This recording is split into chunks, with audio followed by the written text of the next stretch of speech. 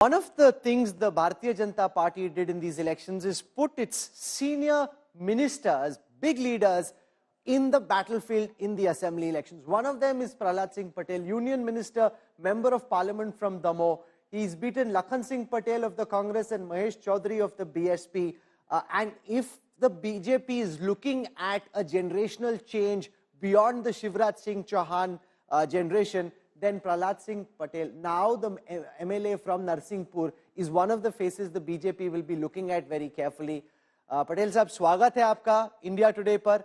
166 सीटें, इतनी बड़ी जीत, सबको लग रहा था बीजेपी में भी कि फंसा हुआ चुनाव है, टक्कर को चुनाव है, जीत जाएंगे लेकिन मार्जिन थोड़ा कम रहेगा।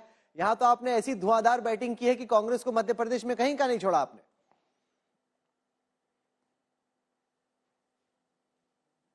प्रहलाद जी, आवाज आ रही है आपको? प्रहलाद जी, मुझे आवाज आ रही है, मैं अभी बात भी की थी।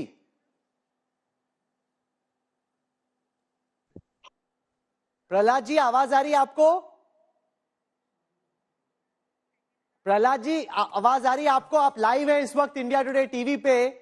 मैं कह रहा था कि भाजपा के लोग भी बता रहे थे जब हम भोपाल में थे कि ये काफी टाइट इलेक्शन होगा, जीतेंगे लेकिन थोड़ा मार्जिन कम होगा। यहां पे तो आपने 166 सीटें जीतकर कांग्रेस की बुरी हालत कर दी मध्य प्रदेश में।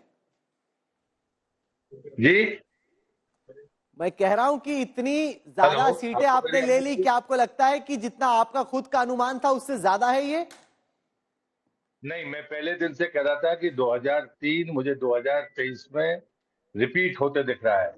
मैंने अपना स्टैंड कभी नहीं बदला, बाकी लोग जो भी कहते रहे हों, लेकिन मेरे बयानों को अगर आप पूरी तरह से देखेंगे तो मैं हमेशा से कहता रहा हूं कि मैं 2003 में इन्वॉल्व हुआ था। 2023 में जो मैं देख रहा हूं, तब में हम विरोध में थे, अब हम सत्ता में हैं, लेकिन हम लहर एक सी देख रहे थे। और मैं हमेशा, मेरा स्टैंड रहा, मैंने कभी नहीं बदला। मैंने कहा कि 2003 2023 में रिपीट होते दिख रहा है, और मुझे लगता है ये आंकड़ा उसी बात का गवाह है। इतनी बड़ी जीत का श्रेय आप किसको या किस विषय को या किस शख्स को देते हैं? अगर एक व्यक्ति का नाम होगा तो ये मोदी का मैजिक है। और मैं जब ये बात कहता हूं तो मैं चुनाव के प्रचार के दौरान भी ये बोलता था कि ये 4 पैरामीटर्स हैं जिसमें मोदी अपने आप में दुनिया में जाने जाते हैं। गरीब कल्याण का उनका संकल्प, हमारे मातृ शक्ति का सशक्तिकरण, हमारे बच्चे हमसे बेहतर जिंदगी जिए इसका संकल्प, और चौथा जो हमारी अर्थव्यवस्था का की रीढ़ है वो है किसान, उसको सम्मान भी मिले और उसके मेहनत से पैदा हुई अनाज की उसको कीमत भी मिले। ये भी मोदी जी ने करके दिखाया। और जब इन चारों पैरामीटर्स की मैं बात करता हूं तो मध्य प्रदेश ने इन चारों बिंदुओं पर ईमानदारी से बेहतर काम किया है। तो मुझे लगता है कि ये कार्य करने की प्रणाली मोदी जी की प्रणाली है, इसलिए मोदी मैजिक है, जिसका परिणाम है कि हम राजस्थान, मध्य प्रदेश, छत्तीसगढ़, इवन तेलंगाना, मैंने दूसरी बात ये भी कही थी कि हम पिछले परफॉर्मेंस से बेहतर करेंगे 5 राज्यों में। 4 राज्यों के परिणाम आ गए, 5 का कल आएगा, कल भी मैं देखूंगा। खूब ऐसी चर्चा मध्य प्रदेश के राजनीतिक गलियारों में रही है कि अगर पार्टी शिवराज सिंह चौहान के अलावा किसी दूसरे चेहरे के बारे में सोचती है मुख्यमंत्री पद को लेके, तो वो नाम आपका हो सकता है। मैं पहले भी इस बात को कहता था कि भारतीय जनता पार्टी अटकलबाजियों से राजनीति नहीं करती है। परिणाम अब आ गए हैं और मुझे लगता है कि ज्यादा जितना मैं जानता हूं कि सूचना आप लोगों को पहले मिलेगी, तो मुझे सबको इंतजार करना चाहिए। भारतीय जनता पार्टी का मुख्यमंत्री होगा, कौन होगा, ये पार्टी तय करेगी। और आपको लगता है कि चांस है कहीं ना कहीं मन में थोड़ा सा तो ये होगा कि यार इस बार हो गया, शिवराज जी को काफी टाइम मिल गया, इस बार मेरा मौका आ जाए तो मजा आ जाए? मुझे लगता है कि राजनीति सौदा नहीं है। मेरे जैसे व्यक्ति ने, जिसने इतने लंबे समय राजनीतिक जीवन अपना जिया है, पार्टी मुझे जो निर्देश करती रही है वही मैंने किया है। मैं पहली बार विधानसभा का चुनाव लड़ रहा हूँ, तब भी मैं ये अपेक्षा नहीं करता। मैं 2003 और 4 में यही बातें सुनता था जो आज सुनता हूँ, इसलिए मुझे कोई फर्क नहीं पड़ता। कांग्रेस का कैंपेन कहां पे गड़बड़ा गया? क्योंकि वाकई में एंटी इनकम्बेंसी थी, 18 साल हो भी गए थे, तो ऐसे में आपको क्या लगा कि कहां पे ये चुनाव पलटा या कहां पे बीजेपी ने बाजी मारी? मुझे लगता है कि कांग्रेस ने परसेप्शन बिगाड़ने की कोशिश की थी, इसमें कोई दो मत नहीं। 2018 का चुनाव लालच का चुनाव था, लेकिन कांग्रेस के पास में नेता तो नहीं था। जो नेता थे कमलनाथ जी और दिग्विजय सिंह जी, ये थके हुए लोग थे जिनको हम 2003 में हरा चुके थे। उनके पास में दूसरी पंक्ति का नेतृत्व नहीं था। जो सामूहिक नेतृत्व का प्रयोग भारतीय जनता पार्टी ने किया, जिस बात के लिए भारतीय जनता पार्टी जानी जाती है, हम सारे के सारे लोग 86-85 से साथ में काम कर रहे हैं, और वो 2003 में परवान चढ़े हुए लोग थे। हम बेहतर स्थिति में थे सारे के सारे लोग, और वो लोग आज मैदान में थे। ये भरोसा बड़ी चीज थी।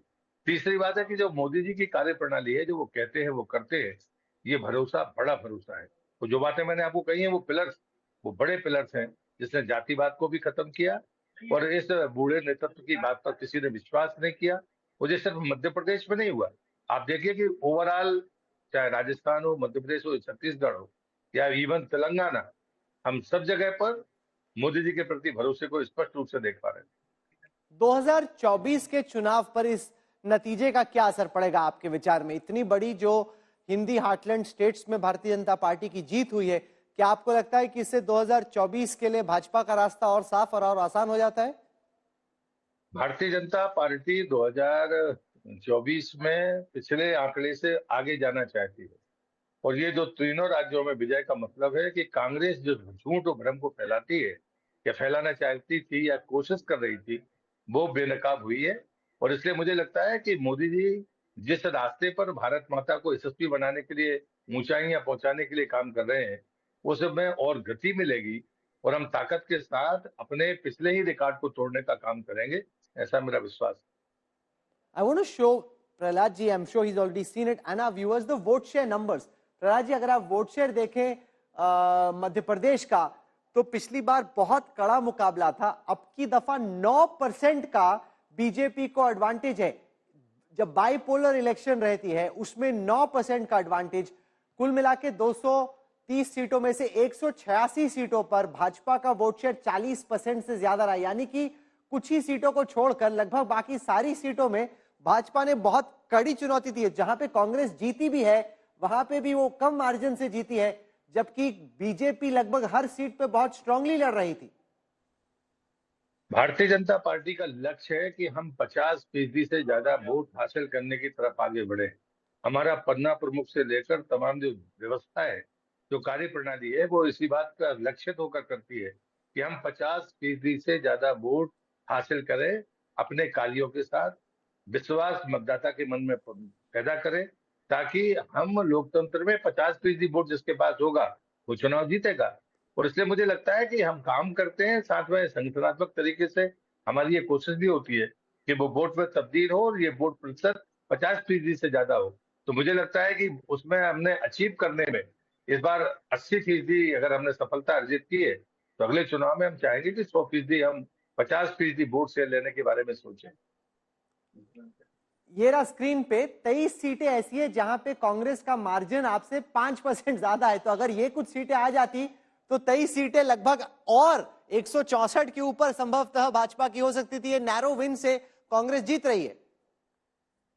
नहीं, ये सच्चाई है। मुझे लगता है लोकतंत्र में प्रतिपक्ष को मजबूत रहना चाहिए। ये हर कोई जो लोकतंत्र में आस्था रखता है वो चाहेगा।